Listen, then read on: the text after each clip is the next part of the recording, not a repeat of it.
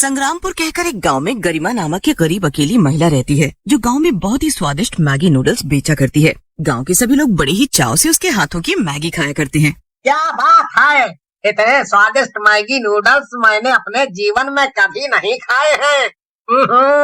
इनमें मैगी मसाला नहीं, कोई अलग सा जादुई मसाला ही मिलाया गया है, जिस कारण इनका स्वाद इतना उम्दा है। क्यों गरिमा बहन? जी नहीं भाई साहब, मैंने कोई जादुई मसाला नहीं बनाया है। मेरे मैगी नूडल्स बनाने का तरीका थोड़ा सा अलग और हटके है, जो कि एकदम खुफिया है, और वो मैं किसी को नहीं बताने वाली।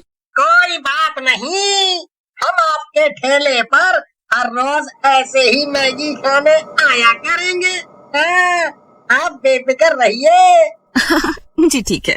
दिन हो या रात, गरिमा के ठेले पर हर समय ग्राहकों का आना जाना लगा ही रहता है। उस गांव का सरपंच विक्रम सिंह एक घमंडी और क्रूर आदमी होता है। एक रोज जब उसका बिगड़ैल भाई युवराज सिंह गांव में कुछ दिन रहने आता है, तभी भाई अब जब मैं आ गया हूँ तो आपने कोई पार्टी शार्टी का प्रबंध नहीं किया क्या?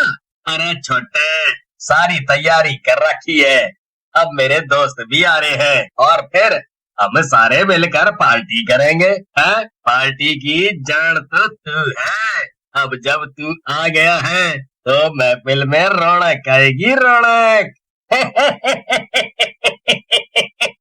हमका पीड़ी है, हमका पीड़ी है।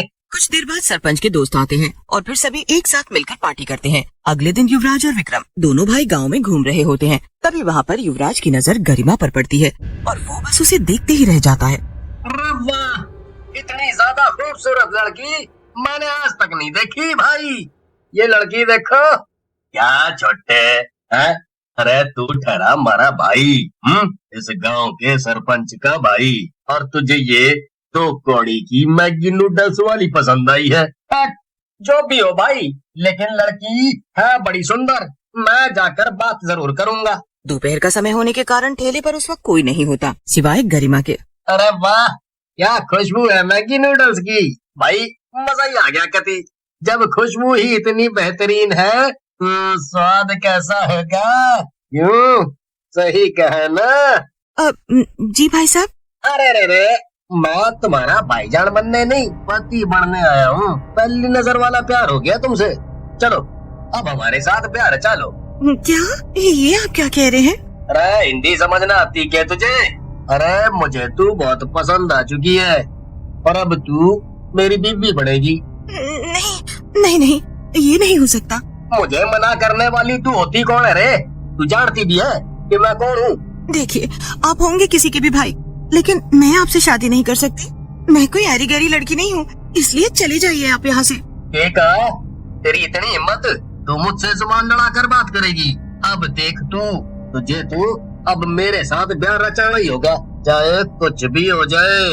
अगले दिन युवराज अपने आदमियों से कहकर गरिमा को अगवा करता है और वो लोग उसे विक्रम के बंगले पर ले जाते हैं, जहाँ पर मंडप बंधा होता है। छोड़ दो मुझे, छोड़ो। क्यों कर रहे हो मेरे साथ ये जबरदस्ती? नहीं। चुप हो जा अब, और अब तुझे मेरे साथ शादी करनी पड़ेगी। चल, वरना मैं आज तुझे गोली मार दूंगा। गरिमा युवराज को चालाकी से धक्का मारती है और वहाँ से भागने लगती है। विक्रम गिरे हुए युवराज को उठाता है और भाग रही गरिमा को गुस्से से आग बबूला हुआ युवराज गोली मार देता है और वो वहीं पर मर जाती है। छोटे, गुस्से में ये क्या कर दिया तूने?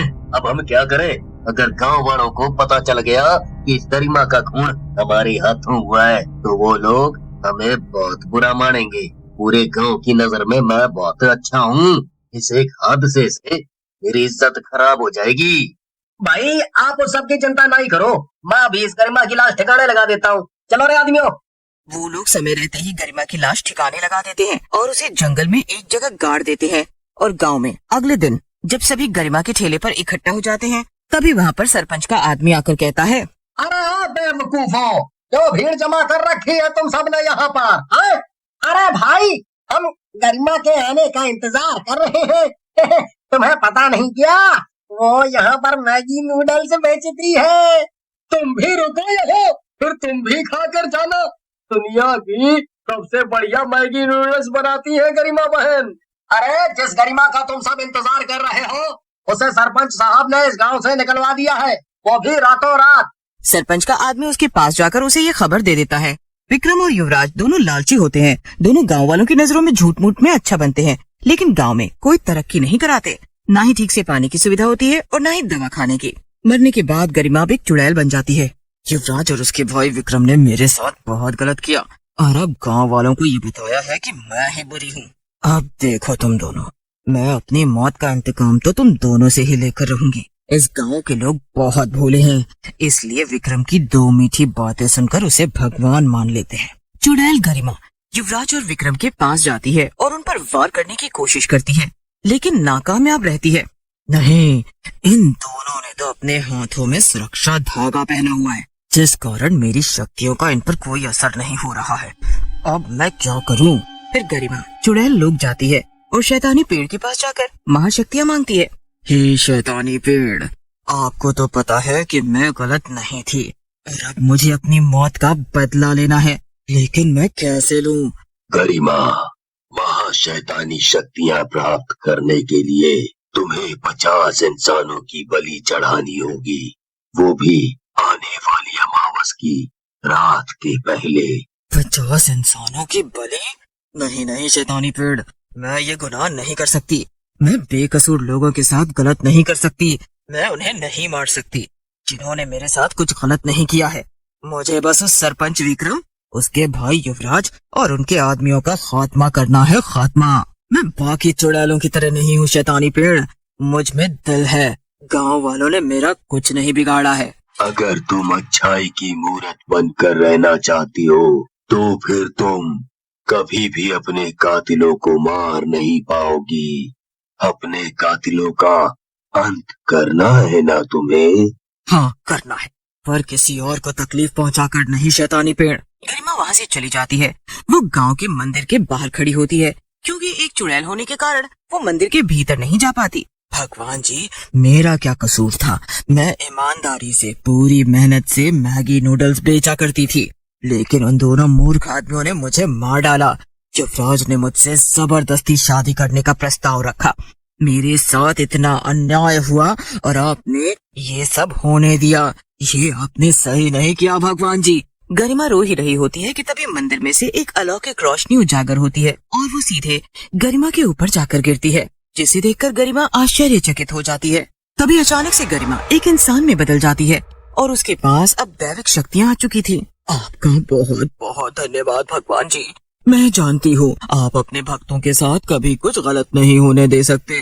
गरिमा गांव में जाती है, जहाँ पर युवराज और विक्रम दोनों भाई लोगों की नजरों में अच्छा बनने के लिए उन्हें भाषण दे रहे होते हैं। अब तू क्या, कोई भी मेरा बाल बांका नहीं कर सकता, क्योंकि मुझे स्वयं भगवान जी ने चुड़ैल से इंसान बनाया है और साथ ही दैविक शक्तियाँ भी दी है।